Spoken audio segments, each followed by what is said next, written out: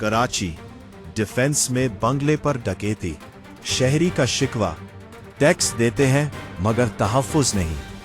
Karachi defence phase 2 extension में एक रिहायशी बंगले में डकैती की वारदात के दौरान नामालूम मुल्ज़िमान ने घर का कीमती सामान लूट लिया और अंदरूनी हिस्सा को शदीद नुकसान पहुंचाया।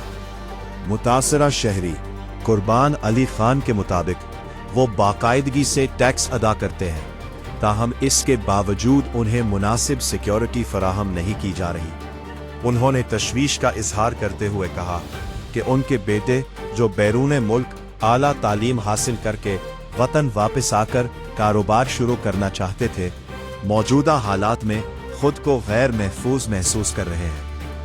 पुलिस ने मौके पर पहुंचकर शवाहिद इकट्ठे करना शुरू कर दिए हैं और वाक़े की मुख्तलिफ पहलुओं से तहकीकात जारी है।